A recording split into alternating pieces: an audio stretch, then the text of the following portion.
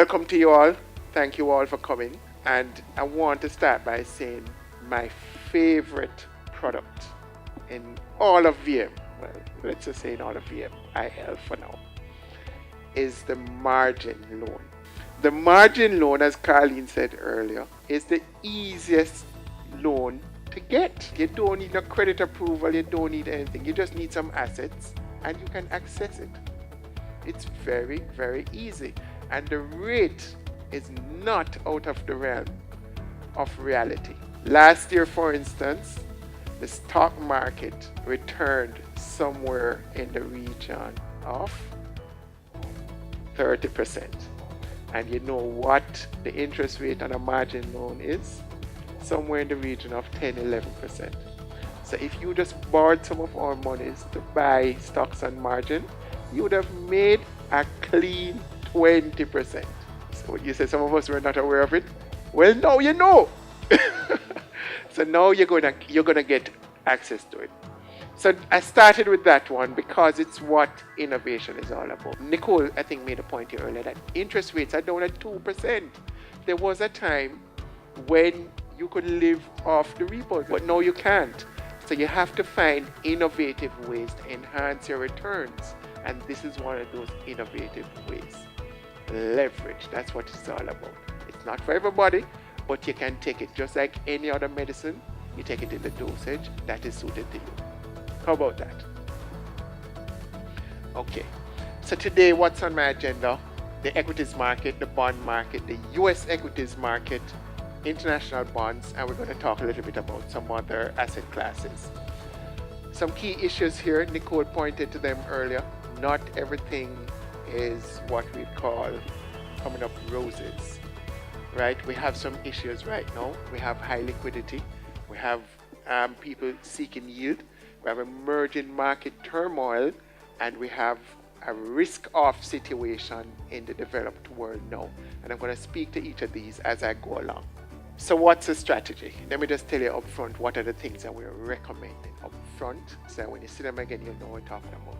Corporate bonds, not bond bonds, corporate bonds, equities, and I say equities to mean both local and US equities, and real estate, and I'm going to emphasize corporate real estate. Now that we don't like residential real estate because it holds good value over time, but we prefer corporate real estate. So here's what is happening in the bond market.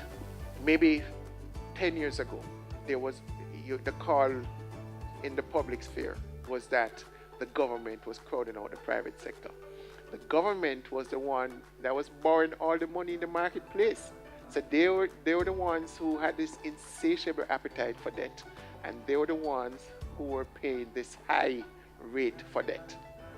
So you could just simply go up to the government, go to any broker and buy some government debt with some huge returns. Somewhere along the line, I think we found what I would call our senses, and we realized that we cannot or we could not continue along that line. And you will recall 10 years ago, yes, about 10 years ago, we had turmoil in the economic world. The world market 10 years ago was in turmoil. Why? Because debt was killing the world, and we were no different. And so 2 years after that turmoil, we realized that we had to have what we called our first debt exchange. I do recall that the Prime Minister at the time said he cannot believe you would turn to somebody and say, listen, you will lend me money and I'm not going to pay you back. Or not that I'm not going to pay you back, I'm not going to pay you back all of it. But a couple of months or a couple of weeks after he said that, we had the first debt exchange. But to his credit, that debt exchange was really pushed by us. As weird as it sounds, we were the ones who pushed it. And who is the we? It's the market that was led by the financial institutions. It is these financial institutions on behalf of its clients that loan money to the government and realized that now the government couldn't pay it back. So the same financial institutions and their clients had to find a way to help the government to pay it back. And that is where the debt exchange started from. So it was in the end, a voluntary debt exchange. So we all turned around and helped the government to get out of the crisis. So the things we did back in 2010 are those things that are benefiting us now. Just imagine, we did something back in 2010 and the effects of it are seen around the world right now. 2% interest rate in Jamaica 10 years, 8 years after, 10 years after the crash. That is something big for us. So I'm saying this to say that things have changed. Things have changed to the point where now, instead of the government borrowing monies, it's the private sector that is borrowing monies now. The private sector, as you know, is a better allocator of capital. And so what the private sector is doing is borrowing this capital now to inject in their business so that they can get returns, not just for themselves, but for you, the investors. So you have an investor, you have a private capital borrower out there right now who says, listen, I want to raise some money so that I can run a successful chicken farm. He comes to you and he borrows your money, he pays you some interest on that money, and he makes a success out of his chicken farm. What happens there? He employs persons in Jamaica, so the unemployment rate goes down, as Nicole pointed out earlier. He pays his taxes, so the government, instead of having to borrow, uses its fiscal wings, gets money into its coffers, and so it reduces the cost of funding, and hence the debt that you have to pay back. Because not the government, it's you, the investors, that eventually will have to pay it back. It spins off another situation where the exchange rate can be back to some stability. Why? Because instead of importing all these things, we're producing them locally. So we help another situation right there. So I'm saying this to say that all these things are things that are spin-offs from a local investment by an entrepreneur who has decided that he's going to help the country. So we want to encourage that, and so what we will say to you is that we encourage you to buy into these corporate bond issues. We have created many of these structures, as Caroline told you earlier, and when we create them internally, as Colanda will tell you later on, we provide the opportunity to you, our investors, and you get the first dibs. Don't tell anybody on the outside. You get the first dibs. You get the first opportunity to buy into these structures. And before you buy into them, I'm telling you personally, as I stand here, that we buy into them. We don't create any structure, we don't sell any structure that we don't buy into first. That's the way we operate. So I'm saying this to say that when you hear that we have created a structure, it's one that we think is a good structure, not just for you, but it fits our needs too. Okay?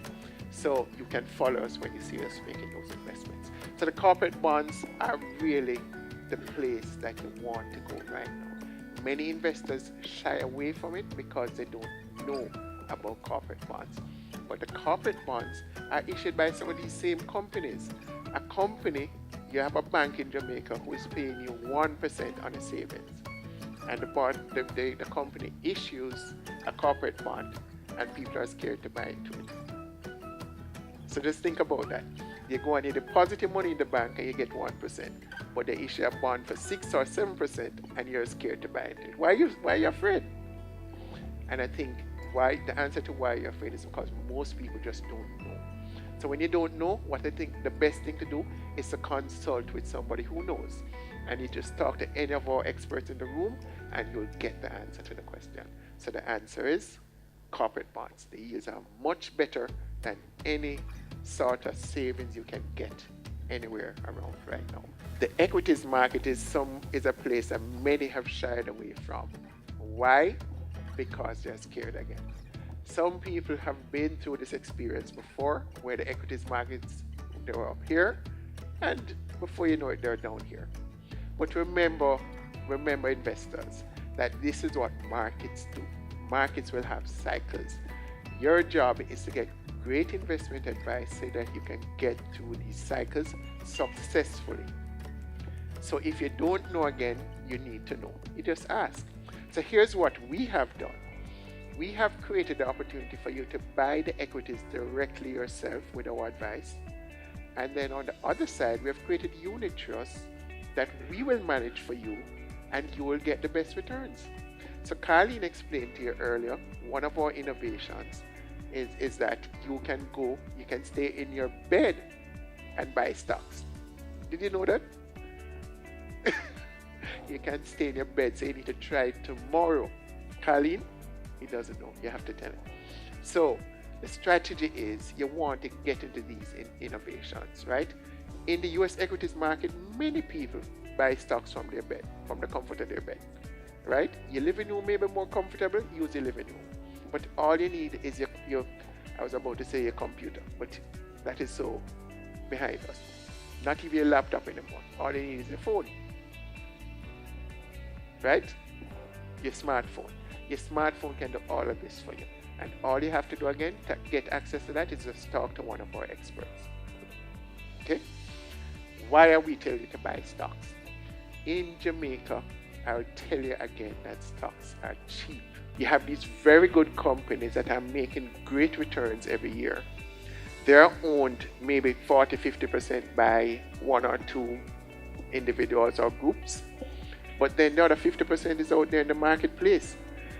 Many of you are just scared to buy it because you've heard about the vagaries of the stock market. But the point is not to follow the stock, follow the company. This is my advice to you. Follow the company. If you think this company makes the best soap around, why not buy the company? You can't buy the whole company, but you can buy a piece of the company. If you think this is the best bank in Jamaica or in the world, why not buy some shares in that bank? So I'm saying this to say, don't follow the stock, follow the company, and you will always get the success that you want down the road.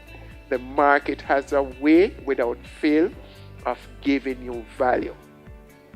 I've seen stocks on this market that just stays around and does nothing for years.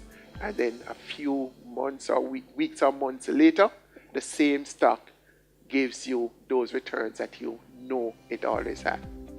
And so the point I'm making to you, don't follow the stocks because the stocks will do this. Follow the company. This company will always do this if it's a good company. Okay? So the PE expansions are still there. The stock market right now, look at what is happening with our local stock market compared to the US stock market. The red line is our local stock market, and the top line is the S&P 500. See what is happening? There are better PEs on that market in the US than our market. Just let me stop for a minute to explain what PE is. It's a price to earnings ratio. That is to say, somebody is willing to pay more for your earnings than mine. And in the US, people are willing to pay more for the earnings of those companies than we are prepared to pay here in Jamaica. And it's simply because in many cases, we know about the company, but we don't know about the stocks. And so we just get scared and we shy away from it. So I'm saying that to say that there's a gap to be filled there. And I think there's more room to run for our local stock market. And the growth rate is not even reflected here, but many of the companies are in some really good growth mode, and they have a huge gap to fill with import substitution. So there's an opportunity here for local companies, and more local companies will be listed in the short run, and so you want to benefit from those. Just another chart on the Jamaica Stock Exchange. Look on what it has done in the recent times. Did you know the Jamaica Stock Exchange was the best performing stock exchange in the world in 2015? And over the last 5 years, it's the best performing stock exchange in the world. I'm saying this to say that it has done really well, and it will continue to do well, is what I'm telling you, because of what I know of the companies on this market. Not just the market itself, but the companies represented on the market and those to come. Just another chart on the exchange. You will see more about that as we go along. Let's not get to the bells and stuff yet. The real estate, commercial real estate in general. Let me just make a quick point on real estate. Real estate in Jamaica is cheap. Why is real estate in Jamaica cheap? Simply because in the case of commercial real estate, we just never had the appetite from companies to grow. But now companies are finding ways to grow, and they're filling the spaces. Secondly, we have new industries. 10 years ago, we never had the BPO industry in the way we have it now. And I'm here to tell you that the opportunities that we're executing on in the BPO space could get even better from what I've seen in other countries in the region. Other countries in the region are benefiting from the BPO business, not in just the very same way we do it in many cases, like a call center, but they've gone more into production, into other forms of production that has benefited those countries. And I'm saying Jamaica has an opportunity to exploit those opportunities, and they're going to need commercial real estate to execute on many of those things. So I'm saying this to say that this is one of those opportunities that will come, that we can benefit from. The issue with the residential real estate, I'll speak to that in a minute, is a second bullet. The second bullet says that it relies heavily on Airbnb. Airbnb is emerging technology. It is something that maybe 5 years from now, we're saying, why weren't we doing this all this time? It's simply the Uber of the real estate market. Right now, many you go to the US or other countries and you call an Uber. There were always taxis, but now you just go on your phone, use the technology, and you get your Uber. It's the same thing that I think is going to happen with Airbnb. So we're not filling the gap here yet, but I'm telling you that 5 years from now or less, we will be filling that gap. So I'm saying this to say that right now we prefer commercial real estate, but later on, I think residential real estate is going to find its legs. And bullet 3 is just kind of showing you where we are when I talk about how cheap we are. Look at what prices are in Cayman, $4,163 US dollars per square meter. In Jamaica, it's probably about a third of that at $1,400 US. So I'm saying that again for you to understand in numbers where we are compared to the rest of the region. Trinidad is probably just under twice, us. Okay, so what are we doing where that is concerned? We are going to help you to execute on some of these things that you're afraid to execute on yourself.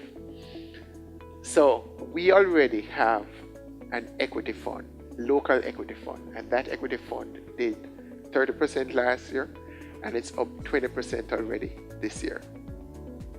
Think about that. You want any more, or should we just stop there for now, or should we talk about other stuff?